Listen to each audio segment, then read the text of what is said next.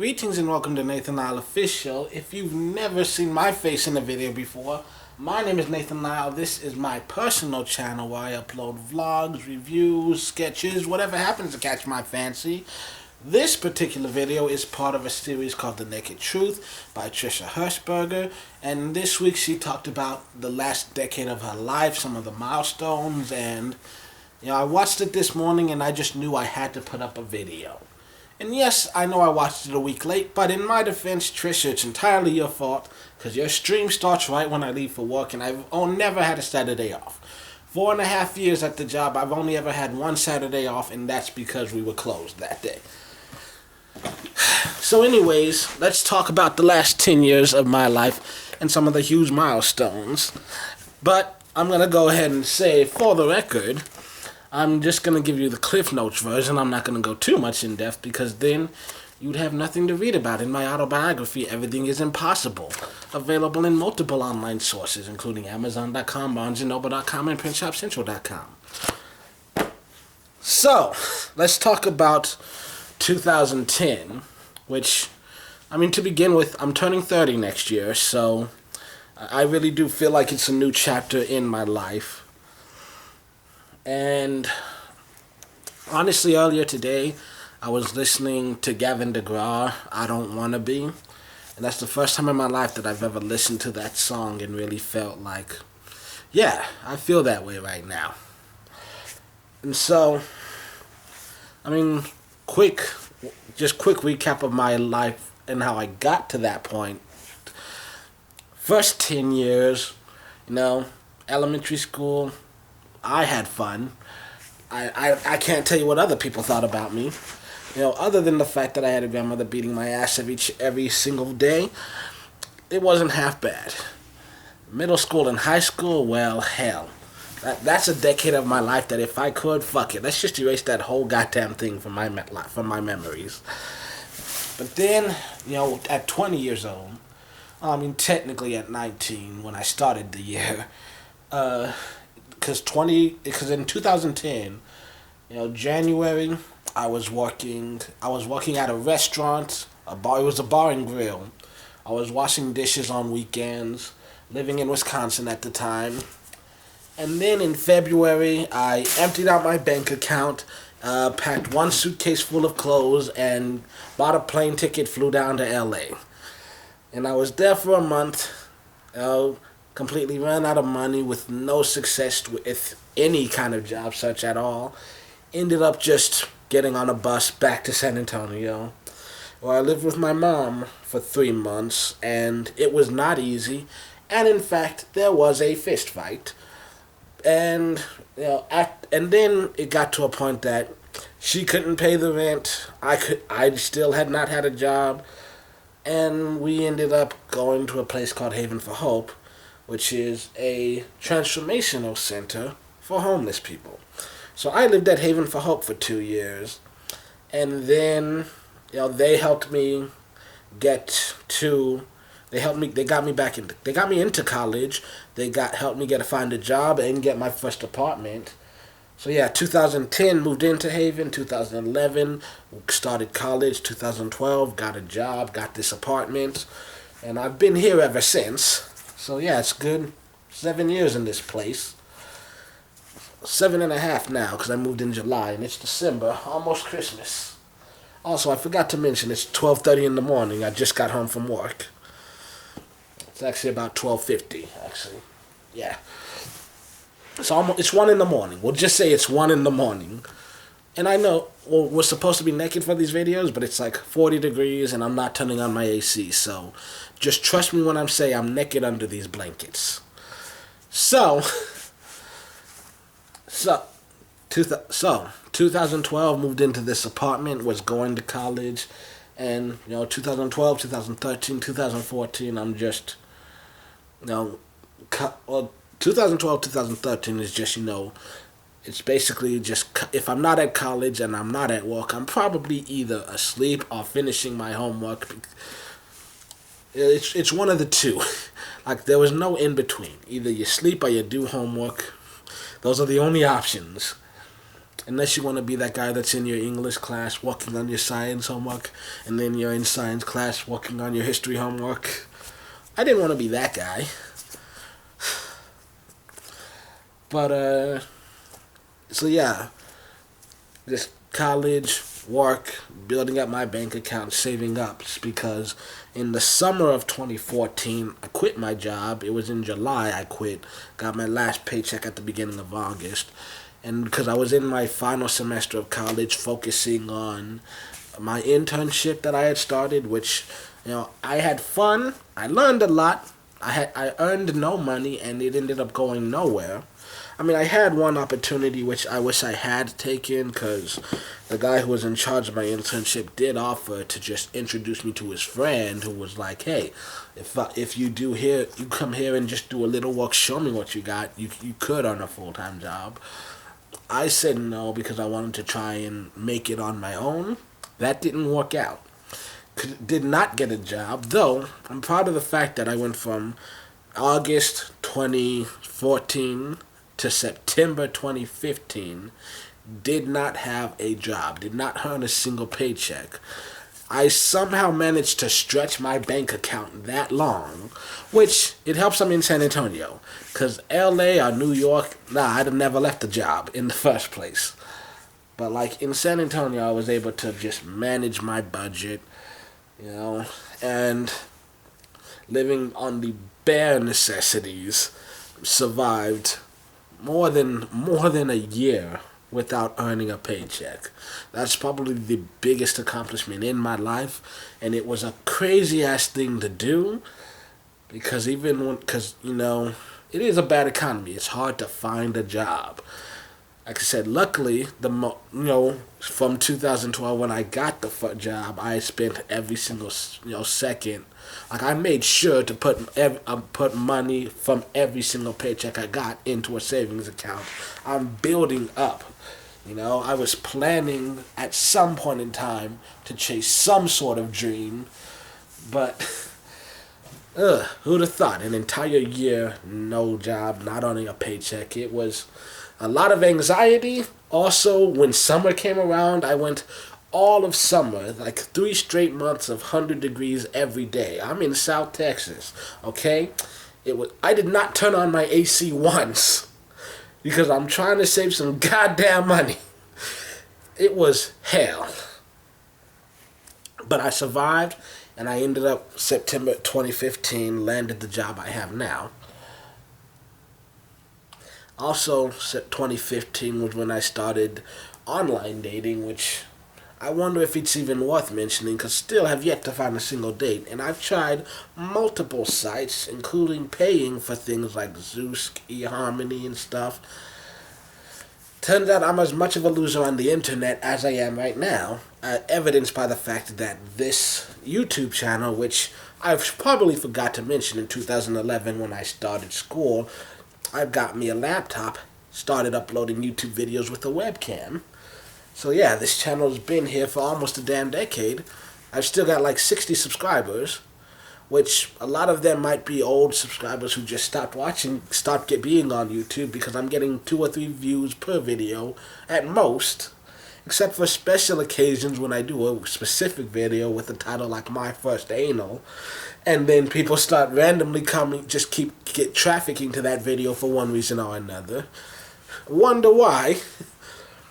Anyways, so yeah, 2015, I get the job that I have now, and I decide, okay, we're just going to let life be for right now. I'm not really chasing any dreams or anything else. It's just like, we're going to, earn some, learn how to do this job, start feeling comfortable here, earn some money. And also, 2015 when I didn't have the job, tried to make a web series with a friend. It ended up falling apart before we ever got to filming. 2016, when I had a job, tried to make a web series with a friend, fell apart before we ever got to filming. We got to casting. We started casting some of the roles. Ended up falling apart in the end. In 2016, the biggest thing is, like, I made a new friend, and it was a very turbulent friendship on my from my perspective.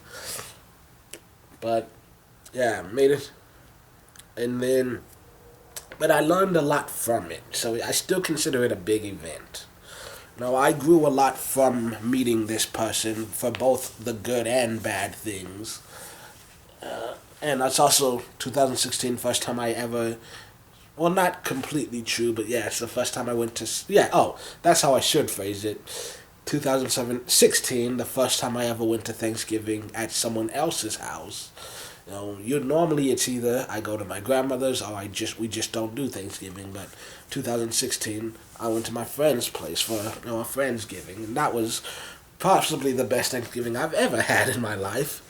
The only time I've ever managed to make it an entire Thanksgiving without wanting to punch someone in the face.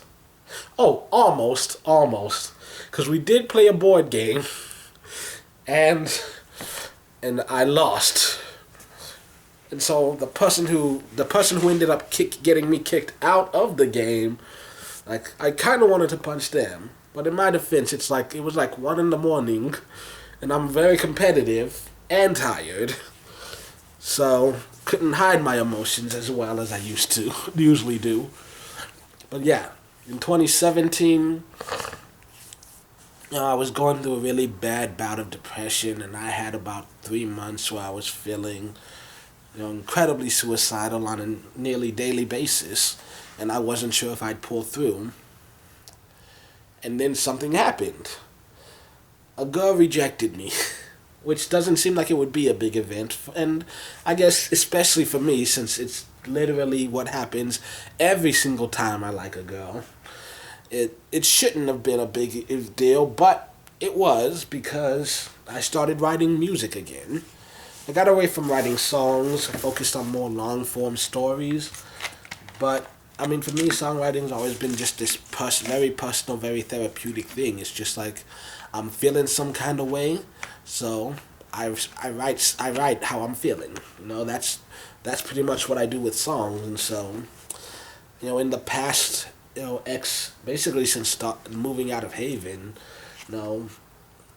from 2012 to 2017, about 5 years, I'd probably written less than 10 songs, and now suddenly, like, 3 songs in 1 week, 10 songs in a month, and I'm feeling it, I'm writing more songs, and I'm just, like, thinking, I need to do something with my life. And so I decided to write my autobiography. Why? Because I had over 300 stories on my laptop, and no one's ever seen them, and I just felt like I couldn't die without leaving some sort of proof to the rest of the world that I was here. I lived. And so I chose my autobiography first just because, one, it's a story that needs to be told. And I'm the only one who can tell it. There is so much stuff in here that the rest of the world never knew, and would never know if I didn't say it. And there's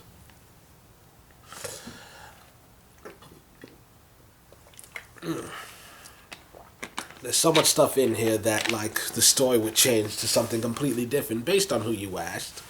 Because according to my grandmother, she wasn't that bad. In her own eyes, hey, she gave me a few pats on the behind every now and then when I was being rowdy, and I'm like, bitch, you know how many times you punched me in the fucking face? But whatever, I digress. Not like I still want to kill her every time I see her, and wonder why I ever bothered going over in the first place. Just let that old bitch rat in her hole and just die. I have a lot of issues. 2018, I started therapy again. 2017, I started writing my autobiography.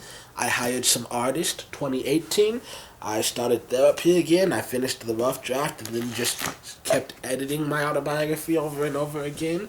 Also, my comic book Toxic, that one went underway.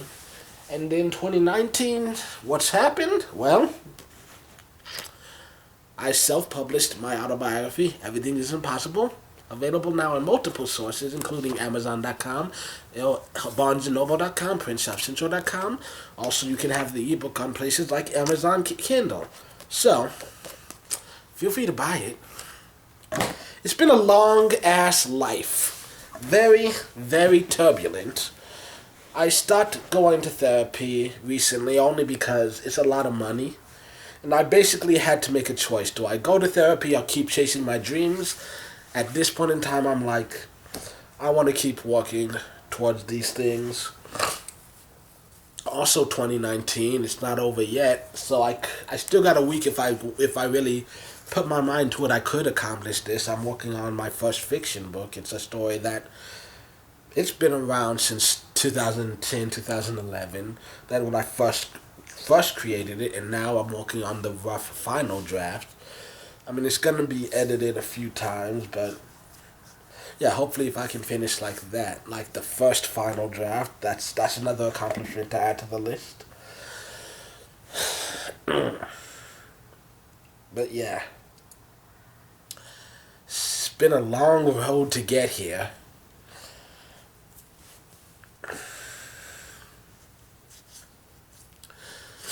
But yeah, it's exciting to think about what could happen next. I have no idea what other curveballs life could throw at me. It's been a journey. It has been a journey.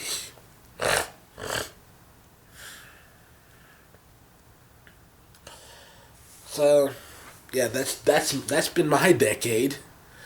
You know, saying it out loud, it is somewhat exciting. I mean, I spent so much of my life feeling like I was boring because I never went out and got drunk with friends, never didn't have sex with random strangers, didn't do a ton of drugs. I mean, I live in Texas, and as far as I know, it's still illegal here. I wouldn't know because I've never bought my own weed. I've never kept any in my house. But if I go to a friend's place and they happen to have weed, they happen to have a bong, I'll share. It's called being a good friend. You participate with them. It's not like I enjoy it or anything. Okay, maybe I enjoy it a little. But if the cops ask, yeah, I have never tried weed in my life. I've never done a single drug ever. I don't even drink. I'm a Mormon. I mean, I don't drink. I mean, I've had alcohol before. But once again, normally only in the company of close friends who I know I can trust myself around. But, yeah, my life is relatively exciting compared to some people. So yeah, I have no idea how to end this video other than to just say I'm hopped up on donuts. We had a huge box of donuts at work. Just like 200 fucking donuts, and so yeah. Oh, next video I'm gonna do, if you feel like sticking around, all my subscribers and anyone who's brand new, my next video I'm gonna be reviewing my newest sex toys. So feel free to stick around and check that out. I'll probably upload it right after this. And then, like and subscribe, leave a comment, hit the bell, blah, blah, blah. You know the deal already. You've been on YouTube before. And until the next time you see my face in the video, my name is Nathan Lyle. Hope you have a great day.